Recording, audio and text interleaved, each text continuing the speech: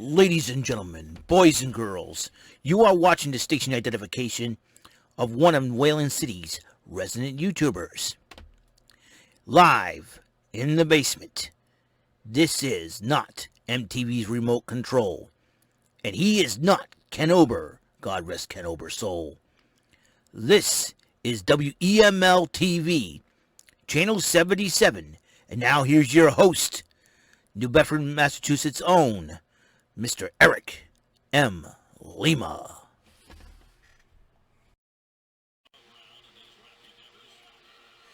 Thank you very much, Mr. Wonderful Announcer. Hey, you're watching WEML-TV Channel 77, like my announcer said. I hired him. It's me. You want, and this is episode 311. Welcome to the show. It's Saturday, June the 19th, 2021, 5:54 p.m. Got to get some of these episodes out of the way because the fact of the matter is I got a lot of stuff to do. Watching the Red Sox beating up on the Royals 5-1 right now, bottom of the fifth inning. So here we go. But we're not going to talk about baseball. We're going to talk about AEW Dynamite from last night. I made an error, and I thought AEW Dynamite was airing tonight. No, that's next week. And then they're going back to Wednesday, June the 30th. It seems like when the NBA Finals move to the finals. When the NBA moved to ABC, I believe that will affect Press Your Luck. I will, and I'm sure a little break from the whammies won't hurt. So, but not on here though, because I got my Press Your Luck game board for it. But what's the worry about?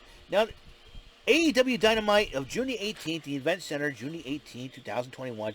MMA cage fight. Jake Hager versus Wardlow. Battle of Factions. Inner Circle versus Pinnacle. It was a heck of a matchup. Wardlow had the upper hand against Jake Hager a couple of times, and then Wardlow basically was taken over, and then finally, in the second round, I believe, Jake Hager got Wardlow in that submission hold like a side sleeper. Wardlow, well, flipped off Jericho, but then faded out. Hager won by submission. And then, Jake Hager was showing respect for his Wardlow about the fist bump. Spears attacks him. And then Jericho trying to get in the ring. Here comes MJF. Attacks Jericho. Dean Malenko stops MJF. MJF punches Malenko. Sammy Guevara attacks Spears. And they try to go after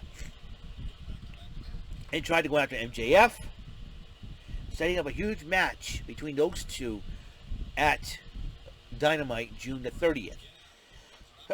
And then Frankie Kazarian, Penta, and Eddie Kingston cut a promo on the Elite and Good Brothers and Matt Jackson, the Trios match later on that night. And then Team Taz cut a promo on Hangman Page, challenging him to a one-on-one matchup next Saturday against Powerhouse Hobbs. And then the handicap match, Darby Allin versus the Men of the Year. That will be the team of Ethan Page and Scorpio Sky. It was a hard-fought matchup, but in the end, the numbers got to Darby Allin, and given the Men of the Year the victory over Darby Allin.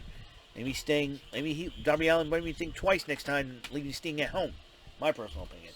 I know he wants to do all that. Got a lot of respect. And then Orange Cassidy of Best Friends. That would be Chuck Taylor and Trent, and they're teaming up with Chris Statlander again. But Orange Cassidy goes one-on-one with Caesar Bononi, or as I call him, Caesar Baloney, because he is full of it, with Ryan Nemeth, who I think his brother's more talented than him. The Hollywood hunk, more like the Hollywood chump, as I like to call him. And Pretty Peter Avalon, I call him Pretty Peter Crapalot. And JD Drake, JD Fake.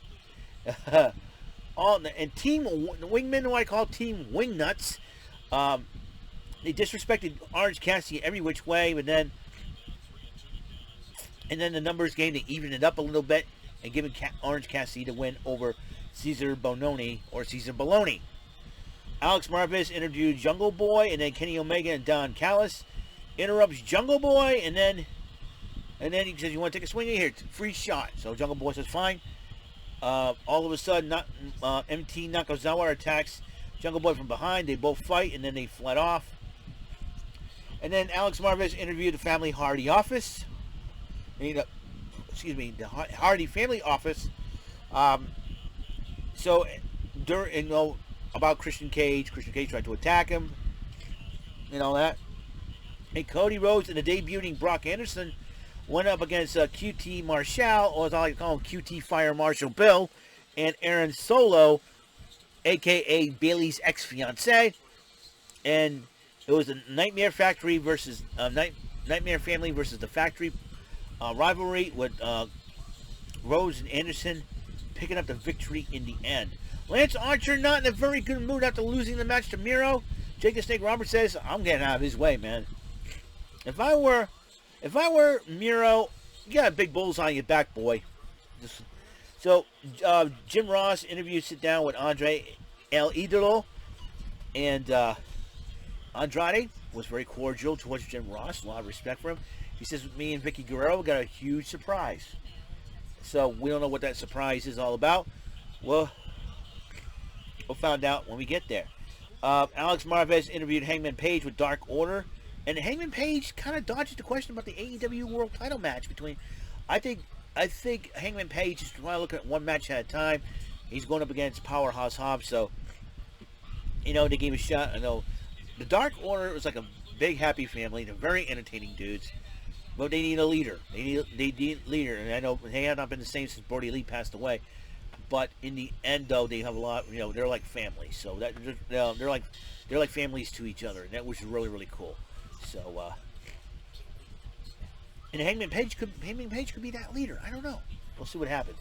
A battle in the women's division, Battle of Blondes. Julia Hart, who was accompanied by the Varsity Blondes, Griff Garrison and Brian Pillman Jr., against Penelope Ford without Kip Sabian. Ford did pick up the win by a submission over the inexperienced Julia Hart. I think Julia Hart with more experience, she'll be better. I believe that. Then Miro addresses Penelope Ford. So what happened to Kip? Idiot, you attacked him. Boy, big on body, short on brains there, Miro. And then he attacked the Varsity Blondes, and him and Pillman went at it. And in fact, Pillman will have a title shot against Miro June 30th. For the TNT title. And then Tony Schiavone attempted to interview Britt Baker, DMD, along with Rebel.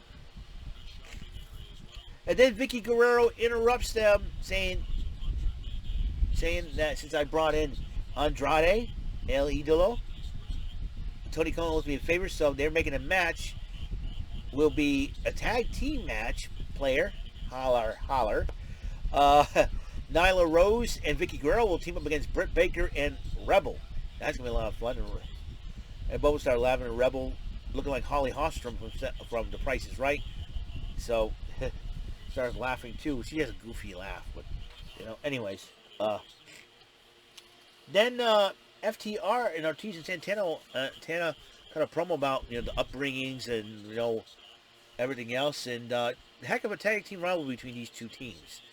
And I think Santana and Ortiz will be biding their time to see if they can get a shot for the AEW World Tag Team Championships.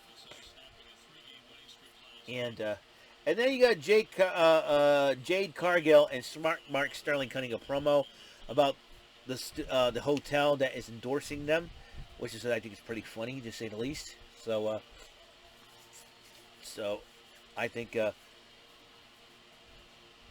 I think once the marketing goes, I think Jade Cargill is going to have to rack up some wins and possibly become AEW World Women's Champion if need be. Right, the trios match was the main event.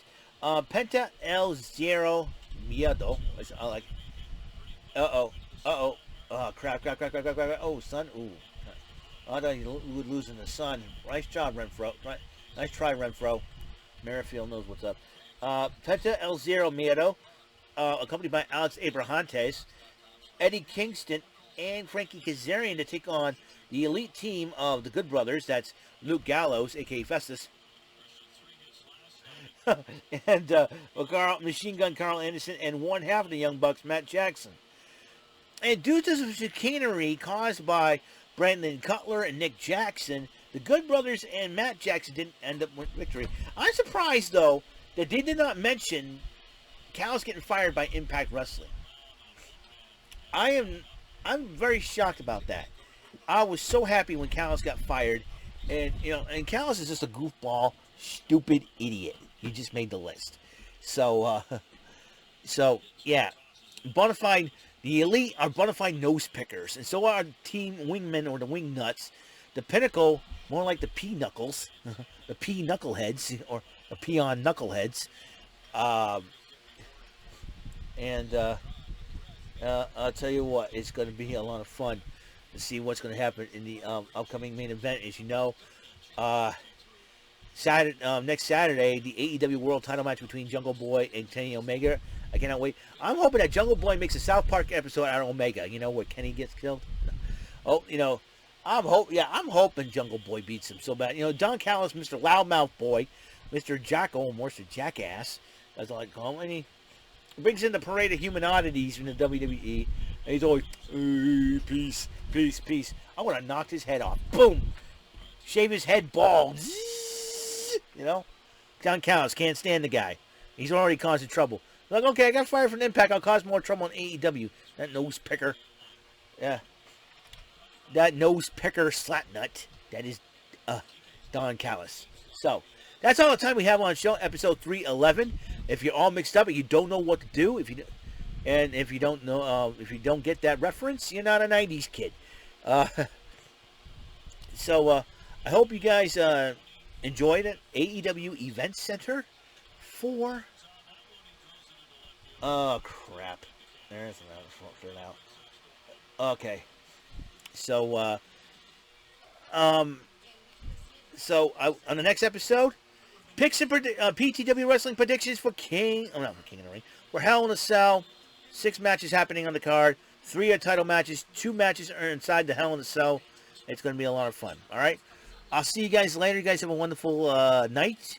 And until the next episode, bless out.